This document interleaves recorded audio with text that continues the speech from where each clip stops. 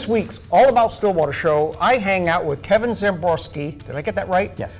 Stillwater's longtime band director.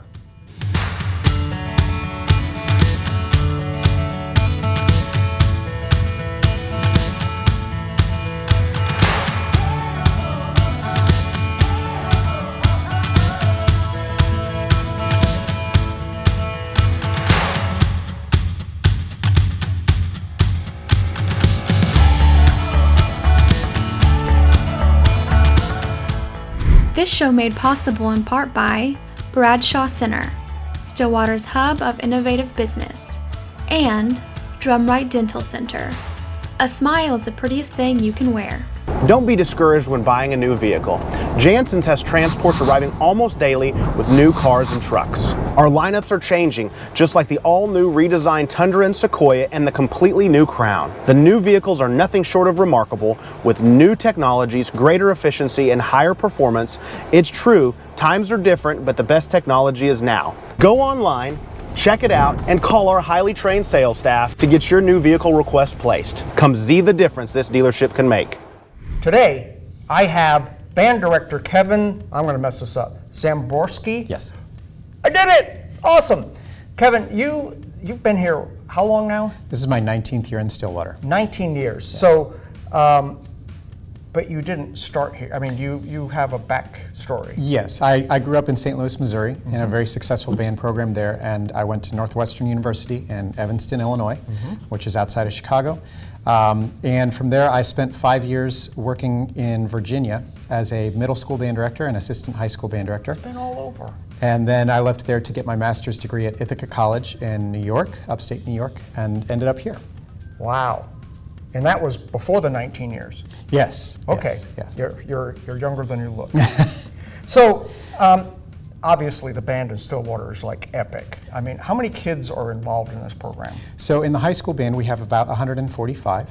And in the overall program, grades 6 through 12, it's around 500. Our younger grades are really taken off, and so we're very excited about that. Yeah. Okay, you have help?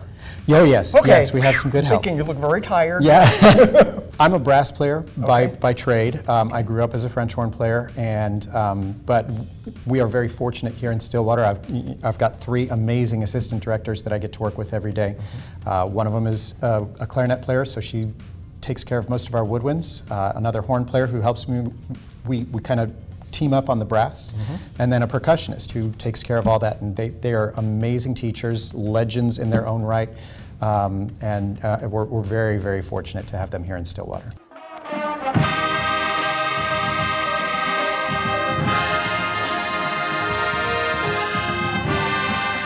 We had our first contest this past Saturday. Okay. It was at Owasso High School.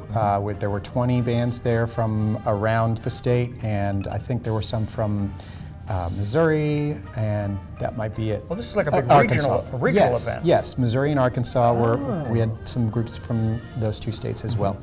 And the students did very well. We get evaluated by 7 judges at our contests, both on the field and up in the press box, and finished in 2nd place in our class and 10th place overall at the end of the day. Now, do you do like most bands, they practice at their home field during halftime and things like this? Yes, yeah. So we're very fortunate to be able to practice in Pioneer Stadium every day. We're on the field.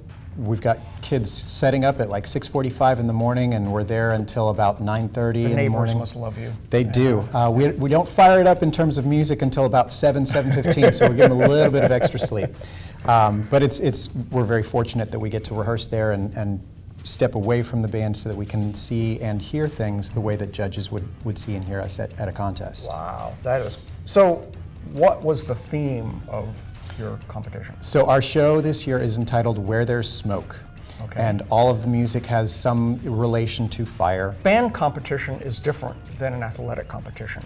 Yes, so when we have an athletic competition, you've got two teams who are competing directly against each other. And while it's true that bands are competing against each other, one of the things that's unique and I think fantastic about it is we're all there supporting each other as well. So when you're not playing, usually you're out in the stands and you're cheering for the other people, and it's great because I always tell my students that it's the most informed audience you're going to play for, because everybody who's in that audience is either a student who's in a band or a family member or friend of somebody who's in the band. So they know what you're going through and how hard what you're doing is, and they support you in that. And it's great to see the reception that our students get and that our students give to other bands, whether it's in the stands or even like out in the parking lot. You know, they're cheering each other on as they're going to take the field. And it's just it's one of those kind of restore your faith in humanity moments where it's like our youth are figuring things out. This past year we had an amazing opportunity with our high school students. They got to take a trip to New York for about a week and perform on stage at Carnegie Hall, which is one of the most legendary concert halls. Yes. Can't get much higher. Yes. Wow. And they performed for some college band directors that evaluated their performance, and the students who went and played on that concert stage, first of all, played brilliantly, and it was a very emotionally charged moment for all of us. My son and my daughter were on the stage, so that was a great moment for me and my family as well. But I think the memories that our students made, not only on the stage but throughout the course of that trip, has been really remarkable, and I hope that it's something that they will remember for the rest of their lives. So another little problem you've got is that your band has gotten so big, your amazing band room has gotten real small. Yes, well, the band room hasn't changed size, but as our program has grown, and as our program continues, the anticipated growth in our program, we are very tight on space. We've got things that don't even fit in our room right now because we have so many bodies that we need to fit into the high school band room. That as these students in the younger grades start to move up into the high school, we're looking forward to hopefully getting some good reception on the bond issue that's getting ready to come in front of the voters this February, because part of that bond is adding on or building a new high school.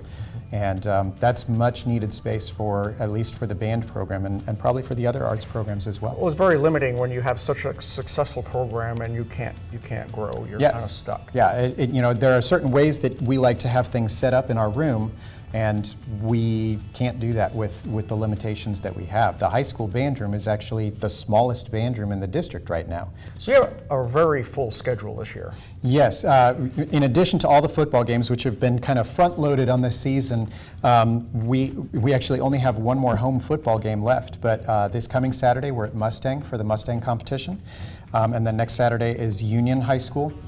Then we've got a couple Saturdays off, but the end of October, the last Friday, we want to make sure that people know that we have a family and friends, it's a community performance just for the marching band. The team is away that night, but we will do our final performance at home, which will be the full performance of our entire show.